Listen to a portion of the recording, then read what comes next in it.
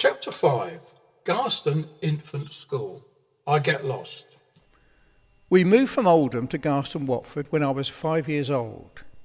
This was in 1954, and my mum took me to my first day at school. Which was in Garston, Watford.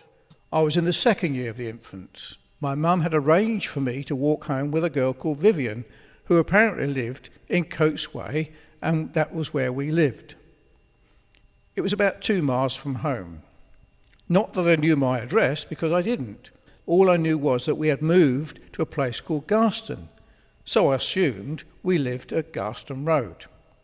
When it came to walking home, I had to follow Vivian, but she took me by a way that I never knew before, a completely different way, and across a park to what was the other side of Coates Way. She left me there, and I had no idea where I was, as I didn't recognise anywhere at all. Feeling uneasy about this, I realised I was lost. So I made my way back towards the school across Garston Park and began to ask people where was Gaston Road. There was no such place, but I insisted I lived in Gaston Road.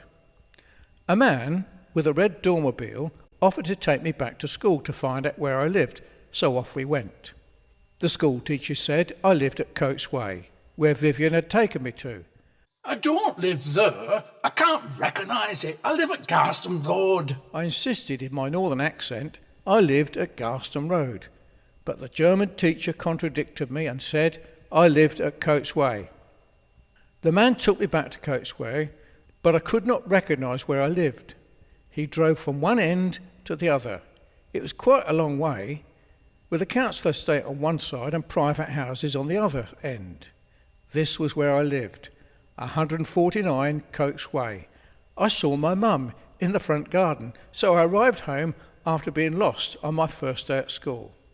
So the moral of the story is to learn and remember your home address, even at a young age, and I'm sure this applies to older people too.